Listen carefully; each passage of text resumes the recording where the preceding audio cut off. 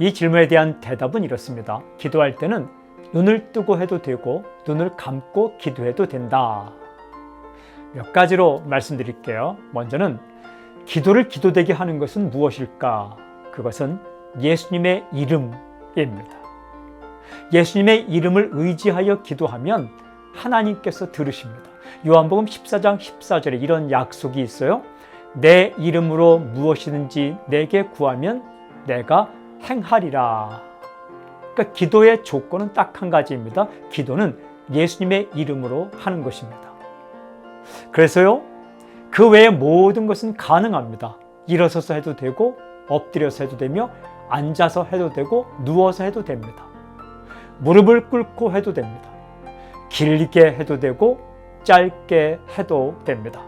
특히 식사 기도는 짧게 하는 게 좋겠죠. 아버지 하나님의 이름만 불러도 됩니다. 조용히 기도해도 되고 소리를 치면서 기도해도 됩니다. 교회에서 기도해도 되고요. 집에서 해도 되며 차 안에서 해도 되고 길을 걸어가면서 해도 됩니다. 손을 모으고 기도해도 되고 또한 손을 들고 기도해도 됩니다. 예수님의 이름으로 기도합니다 라는 말을 기도 앞에 해도 됩니다. 중간에 해도 됩니다. 끝에 해도 됩니다. 보통 우리는 예수님의 이름으로 기도합니다 라는 말을 맨 끝에 하지만 앞에 하든 중간에 하든 상관이 없는 거죠. 예수님을 믿고 예수님의 이름으로 기도하면 그 외의 모든 것은 다양한 방법일 뿐이죠.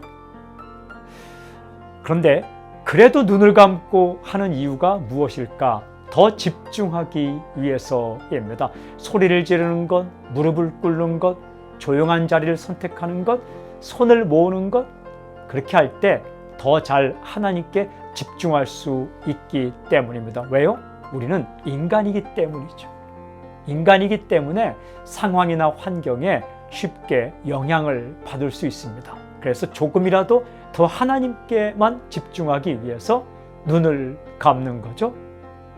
하지만 그렇게 하든 하지 않든 예수님의 이름으로 기도하면 그것이 바로 기도입니다. 하나님께서 들으십니다. 형식보다 중요한 것은 내용입니다. 가장 중요한 것은 나의 방법이 아니라 하나님의 방법입니다. 하나님의 방법은 예수님의 이름입니다. 그렇습니다. 기도를 기도되게 하는 것은 예수님의 이름, 즉 하나님의 방법은 오직 예수님의 이름입니다. 아는 것보다 중요한 것이 있어요. 하는 것입니다. 그러니까 기도하십시오. 기도하면 사건이 일어납니다. 생각하면 내가 움직이고 기도하면 하나님께서 움직이십니다. 생각하면 상황이 크게 보이지만 기도하면 하나님께서 크게 보이십니다. 문제보다 크신 하나님, 문제를 바라보지 말고 하나님을 바라보십시오.